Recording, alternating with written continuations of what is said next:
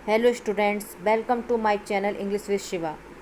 आज मैं आपके साथ एक नए टॉपिक के लेकर आई हूँ जिसमें मैं आपको प्रॉब्लम प्ले के बारे में बताऊँगी। प्ले में जब स्टार्टिंग हुई उसमें कुछ टाइम बाद चेंजेस आने लगे थे जिसमें ऑडियंस का सोसाइटी को ध्यान में रखते हुए लिखे जा रहे थे और उनका स्टेज पर मंचन हो रहा था। 19th सेंचुरी में एक न्यू टाइप का प्ले आया जिसको प्रॉब्लम प्ले नाम दिया गया। अब जैसा कि जब कोई जानरे आता है या कोई न्यू टर्म आता है कहीं ना कहीं से उसको कोई ना कोई नाम देता है और कुछ टाइम बाद वो पॉपुलर भी हो जाता है। प्रॉब्लम प्ले को जो कॉइन करा गया था वो सिडनी ग्रंडी के से ने कॉइन करा था और इसको जो पॉपुलराइज़ किया इसमें 19th सेंचुरी में वो हेनरिक इब्सन ने पॉपुलराइज़ किया। जब आने वाले जो मॉडर्न एज के ड्रामाटिस्ट हुए उन्होंने हेनरिक इब्सन के प्ले पढ़े और उन ड्रामाटिस्ट के ऊपर हेनरिक इब्सन का इन्फ्लुएंस देखा जाता है। ऐसा भी माना जाता है कि 18th सेंचुरी में जो सेंटिमेंटल प्लेज हुए वहीं से ही प्रॉब्लम प्ले की शुरुआत हुई। अब जैसे कि नाम से ही पता चल रहा है प्रॉब्लम, तो प्रॉब्लम प्ले से में क्या दिखाया जाता था। जैसे 19th सेंचुरी के इस प्ले के अंदर नाम से ही पता चलता है कि उस टाइम जैसे कि हर एज में हर सोसाइटी में कुछ ना कुछ प्रॉब्लम्स होती हैं, कुछ ना कुछ सोसाइटी के अंदर जो वहाँ के लोग हैं कुछ प्रॉब्लम्स को फेस कर रहे होते हैं। आज मॉडर्न एज में कुछ और प्रॉब्लम्स हैं, 18th सेंचुरी में कुछ और होंगी, 17th में कुछ और होंगी, 19th में कुछ और होंगी। तो उस टाइम की जो प्रॉब्लम्स थी वो ड्रामाटिस्ट अपने प्ले के माध्यम से लोगों को दिखाते थे और कहीं ना कहीं उन प्रॉब्लम को बारे में या तो ऑडियंस को जागरूक करना होता था और उस जागरूक अवेयरनेस के साथ साथ वहाँ उसका सॉल्यूशन देना भी एक में एम होता था। अब इसमें ड्रामाटिस्ट करते क्या थे, जैसे कि वो जैसे करेक्टर कोई स्टेज पे परफॉर्मेंस कर रहा है, अपने डायलॉग्स डिलीवर कर रहा है, प्ले का स्टेज पर परफॉर्मेंस हो रही है, मंचन हो रहा है, तो उसमें क्या होता था कि ड्रामाटिस्ट जो होते थे अपने करेक्टर के माध्यम से, जो प्ले में करेक्टर होता था उसके माध्यम से अपने विचारों को ऑडियंस के सामने रखते थे। या ये भी कहा जा सकता है कि जैसे कोई करेक्टर अपने डायलॉग्स बोल रहा है प्ले के अंदर, तो वो ड्रामाटिस्ट जो अपनी बात कहना चाहता है वो उसकी बात को अपन खुद बोलकर ऑडियंस को बता रहा है। अब इसमें क्या होता था, जैसे कोई भी समस्या हो सकती है उस टाइम की या जो कुछ भी हो, अभी आने वाले में इसमें बताऊंगी कि कौन कौन से प्रॉब्लम प्ले राइटर हुए, ड्रामाटिस्ट हुए जिन्होंने अपने किस प्ले के माध्यम से क्या दिखाने की कोशिश करी। उसमें क्या होता था कि वह समस्या को दिखाते थे और उसका सॉल्यूशन देते थे। मिडिल क्लास फैमिली भी या लोअर क्लास फैमिली भी कोई भी उसमें होती थी।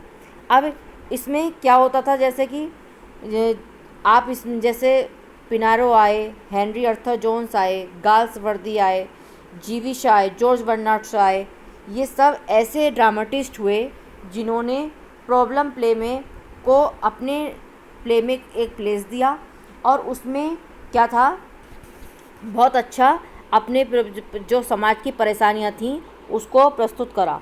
अब एक जैसे कि प्रॉब्लम प्ले की कोई एक डेफिनेशन नहीं है, वहीं अगर जीवी शॉ ने इसको एक डिफ़ाइन करने की कोशिश करी है, उसमें उन्होंने बताया कि ह्यूमन विल जो होती है, मनुष्य की जो इच्छा होती है और उसका जो इन्वायरमेंट के साथ कॉन्फ्लिक्ट होता है, उसके बीच जो उसकी परेशानियाँ निकलती हैं वो उसको उन्होंने अपने प्ले में या प्रॉब्लम प्ले में दिखाने की कोशिश करी है।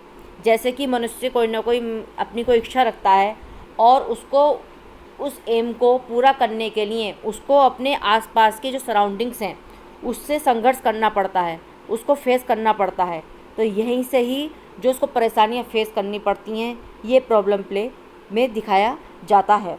अब इसमें क्या बात आती है, देखिए अब तक मैंने आपको प्रॉब्लम प्ले किस सेंचुरी में आया, प्रॉब्लम प्ले को कॉइन किसने किया, प्रॉब्लम प्ले को पॉपुलराइज किसने किया, प्रॉब्लम प्ले होता क्या है और इसको किन किन ड्रामेटिस्ट के प्लेज में मोस्टली जो देखा जा सकता है, किस में देखा जा सकता है, ये बताया। अब मैं बताना चाहूँगी कि प्रॉब्लम प्ले में को ऐसे कौन से ड्रामेटिस्ट थे जिसमें हम ये कह सकते हैं कि ये प्ले प्रॉब्लम प्ले है, या ये ड्रामेटिस्ट प्रॉब्लम प्ले पे स्टेज परफॉर्मेंस अपने कैरेक्टर के माध्यम से दी हैं। क्या देखिए, अगर हम बात करें जीवी शाह की, अगर जीवी शाह, जॉर्ज बर्नार्ड शॉ, ये एक अपने टाइम के बहुत बड़े ड्रामेटिस्ट हुए हैं और इनको आइकोनोक्लास्ट के कैटेगरी में भी रखा जाता है।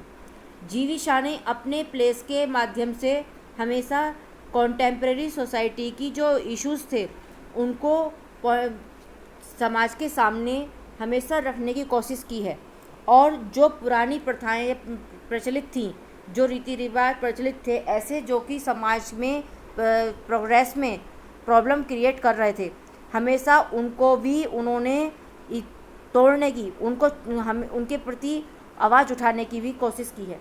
जीवी शाह की बात करें, उनका एक प्ले आया था मिसेस बैरन्स प्रोफेसर।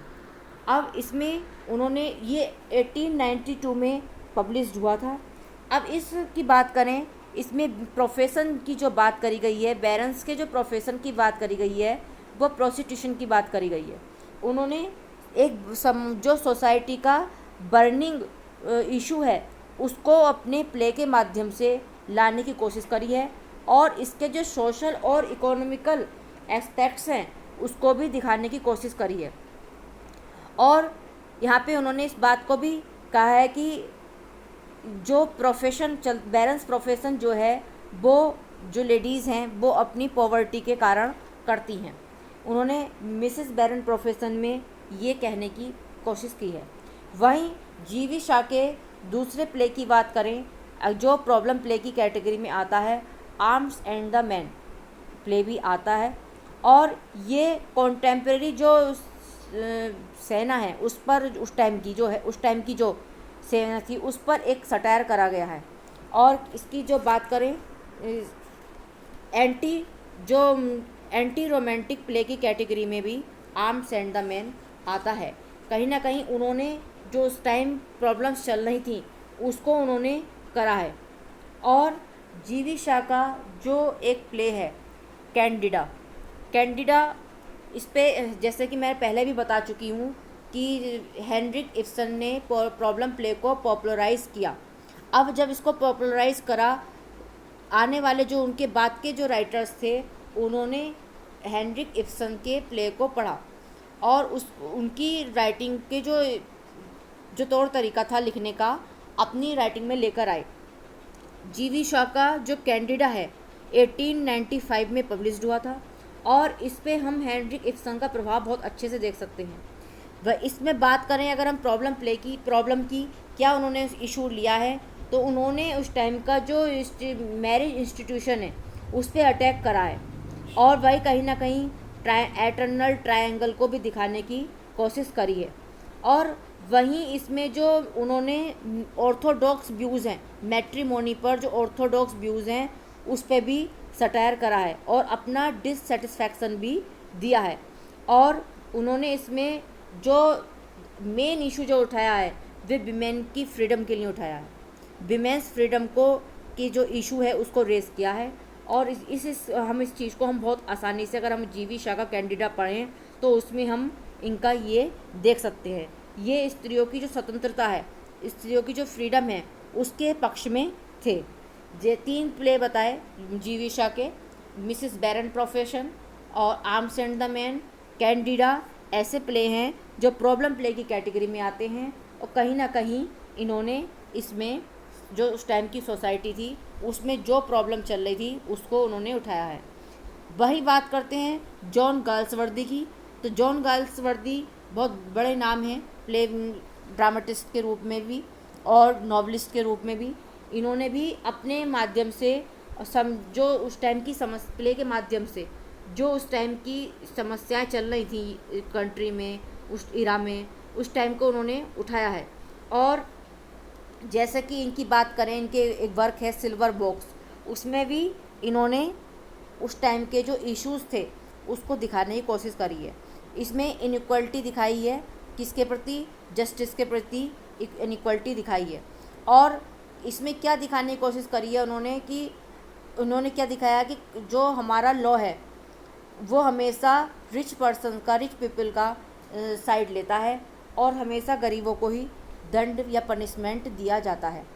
और इसमें जो उन्होंने बताने की कोशिश करी है, क्या करी है देखिए, इसमें उन्होंने क्या बताया है कि जो रिच मैन है वो आसानी से अगर कोई क्राइम भी करता है तो वो उस लॉ से कहीं ब्राइब देकर या कुछ देकर बाहर निकल आता है, और जो गरीब होता है, पुअर पर्सन होता है, वो उसके पास ब्राइब देने के लिए कुछ नहीं होता और वो फंस जाता है।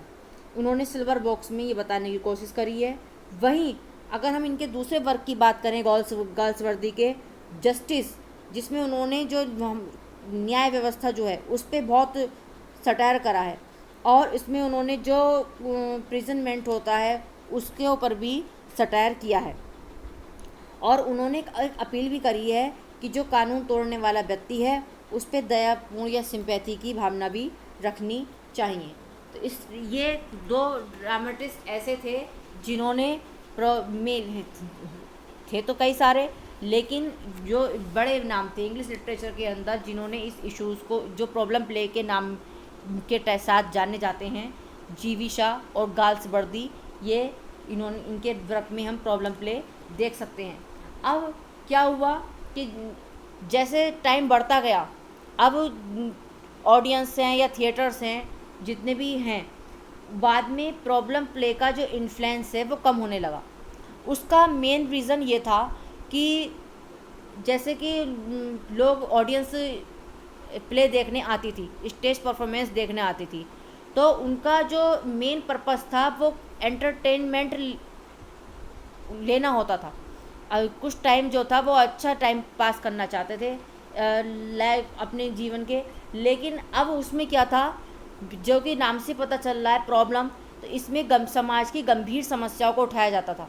अब इसमें क्या था, जो थिएटर्स के ऑनर्स थे, जब उन्होंने देखा कि लोग इसमें अब इंटरेस्ट लेना कम कर रहे हैं, क्योंकि ये गंभीर समस्याएं, ज्वलन समस्याएं समाज की उठाता था और लोग वहाँ पे जाकर एंटरटेन नहीं हो पाते थे, तो इसका जो था, अब उसमें क्या था, उनका मानना ये भी था, जो वहाँ के ऑनर्स थे स्टेज के, कि उन्होंने कहा कि इसमें विचारों का हावी ज़्यादा हो जाना होता है। क्या था कि इसमें जो आर्टिस्ट होता है वो अपने आप में ज़्यादा अच्छी परफॉर्मेंस नहीं दे पाता, उसके ऊपर विचार हावी होते हैं। क्यों? क्योंकि वह जो ऑडियंस बैठी होती है या जो वो वहाँ के लोग देख रहे होते हैं, वो केवल समाज की समस्याओं को सुनने में और देखने में और जो सॉल्यूशन पता करने में, इसमें ही सीमित रह जाते थे, और कलाकार भी एक सीमित बन जाता था, उस पर विचारों का हावी होना देखा जा सकता था। और इसमें क्या था कि बस जो केवल सीमित होने का एक मेन कारण ये भी था कि उसमें जो राइटर था, जो ड्रामेटिस्ट अपने विचारों को अपने कैरेक्टर के माध्यम से देता था। और इसमें क्या था, जब अब प्ले में क्या होता है, एक्शन होता है, और प्रॉब्लम प्ले में एक्शन की कमी होती थी। क्यों होती थी? क्योंकि ज़्यादातर इसमें डायलॉग डिलीवर होते थे, आपस में एक्शन की कोई बात ही नहीं होती थी। और वहीं जैसे कि प्रॉब्लम प्ले की बात आए तो हेनरिक इब्सन का जो डॉल्स हाउस प्ले है, उसको भी अगर देखा जाए बहुत पॉपुलर प्ले है जी, उसने भी समाज की समस्या को उठाया है। लेकिन अगर ऑडियंस की बात करी जाए, अगर उनके एंटरटेन की बात करी जाए, तो इस जो वहाँ के जो थिएटर ऑनर्स थे उनके हिसाब से ये बहुत उबाऊ था, लोगों को एंटरटेन नहीं कर सकता था। और यही कारण था कि कुछ टाइम बाद, और वहाँ के लोगों ने, वहाँ के जो थिएटर के जो मालिक थे, उन्होंने ये सोचा कि ये हमें अच्छा बिजनेस नहीं दे सकते, क्योंकि लोगों ऑडियंस जो थी बोर होने लगी थी। एक ही चीज़ को जो वो अपने सराउंडिंग्स में देख रहे थे वही वो स्टेज पे देखने लगे थे। तो इसी वजह से ये भी थोड़ा बाद में जाकर कुछ टाइम बाद लोगों के बीच से गायब होने लगा था। ये थी आज की प्रॉब्लम प्ले की वीडियो। आशा करती हूँ आपको समझ में आया होगा कि प्रॉब्लम प्ले होते क्या है, इनको पॉपुलर करने वाले कौन थे, और ये फिर इनका जो स्टेज से जो गायब होने लगे उसका मेन क्यों गायब होने लगे, क्या कारण था। अब आने वाले वीडियो में आपको कुछ और नया लेकर आऊँगी।